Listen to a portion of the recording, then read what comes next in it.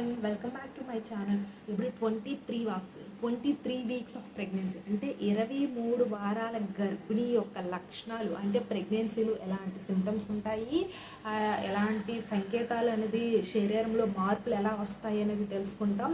అలాగే 23 weeks of ప్రెగ్నెన్సీలో baby అనేది ఎలా అభివృద్ధి చెందుతుంది, అలాగే ఏ పరిమాణంలో పెరుగుతుంది, బేబీ యొక్క వెయిట్ బరువు అనేది ఈ సమయంలో ఎంత ఉంటుంది.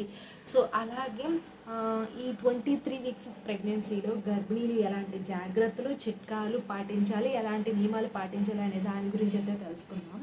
సో చివరి వరకు అయితే చూడండి. మీకు ప్రెగ్నెన్సీలో డౌట్స్ ఉంటే ఖచ్చితంగా కామెంట్ చేయండి, ఎందుకంటే నేను లైవ్ అయినా చేస్తాను, వీడియో అయినా చేసి మీకు అనేది వెంటనే రిప్లై అనేది ఇస్తూ ఉంటాను.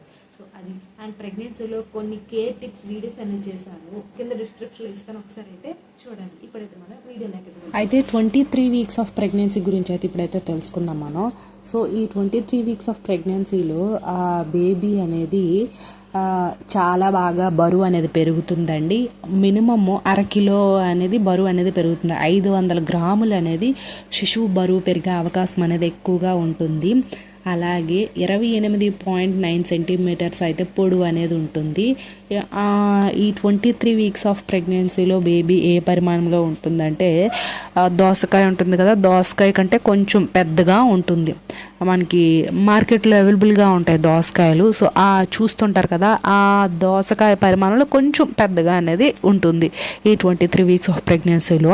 And also 23 weeks of pregnancy అంటే అసలు ఎన్నో నెలలో ఉన్నామని కూడా చాలామంది డౌట్ అనేది ఉంటుంది. సో 23 వారాలంటే మీరు 6వ నెలలో వచ్చారని అర్థం.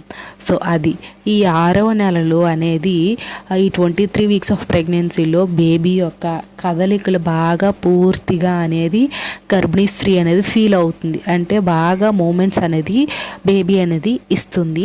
అలాగే ఈ 23 వీక్స్ ఆఫ్ ప్రెగ్నెన్సీలో బేబీకి బయట శబ్దాలన్నీ కూడా బాగా వినిపిస్తుంది.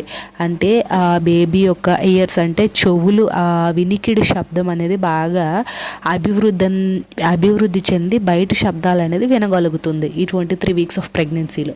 సో అది అండ్ నెక్స్ట్ వన్ వచ్చేసరికి ఏంటంటే ఈ 23 వీక్స్ ఆఫ్ ప్రెగ్నెన్సీలో బేబీకి బొద్దుగా బొగ్గలు ఏర్పడడం, డింపుల్ బాగా ఏర్పడడం, అలాగే బేబీ బాడీలో కొవ్వు అనేది కొంచెం ఏర్పడడం, అలాగే బేబీ వెయిట్ అనేది గెయిన్ అవ్వడం, ఇలాంటివంతా జరుగుతుంది.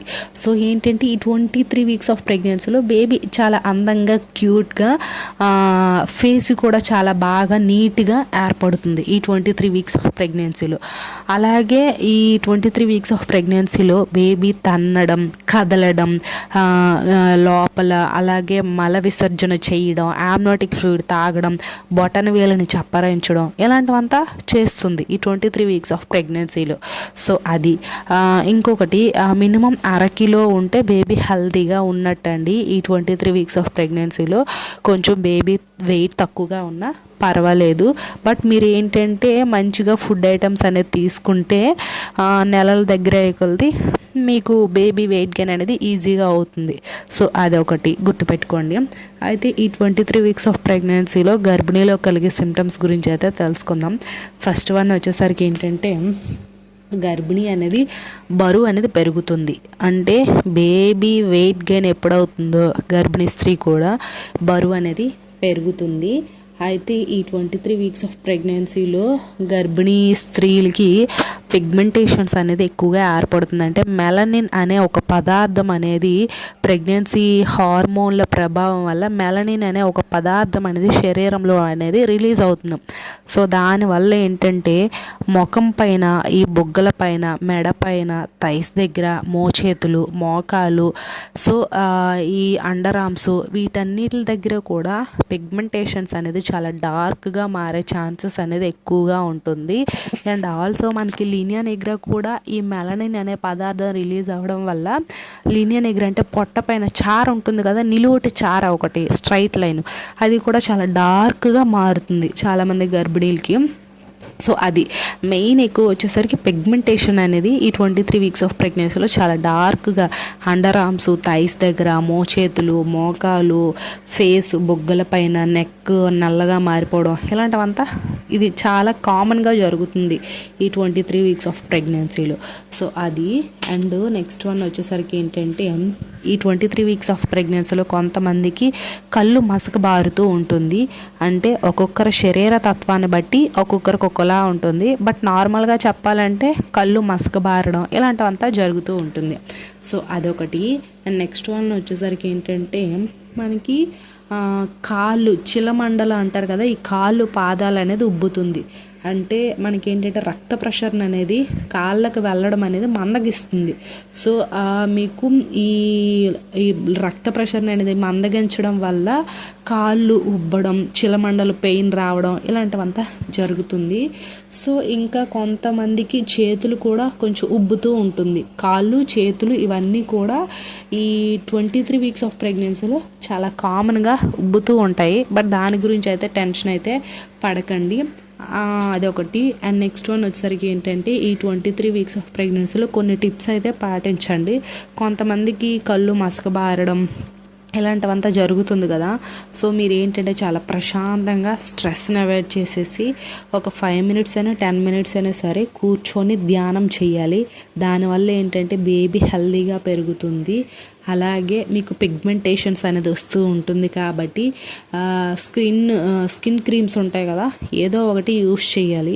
సో ప్రెగ్నెన్సీలో వచ్చేటివి ఏంటంటే కొన్ని డెలివరీ అవ్వగానే పోతాయి, కొన్ని ఏంటంటే సంవత్సరాల తరబడి ఉండిపోతాయి.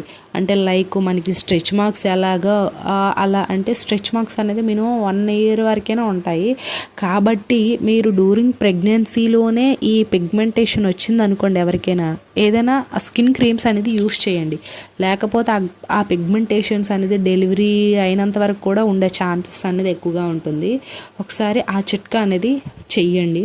అండ్ నెక్స్ట్ వన్ వచ్చేసరికి ఏంటంటే మీరు మొబైల్ కానీ ల్యాప్టాప్ కానీ ఎక్కువగా ఈ 23 వీక్స్ ఆఫ్ ప్రెగ్నెన్సీలో ఎక్కువగా యూస్ చేయకండి.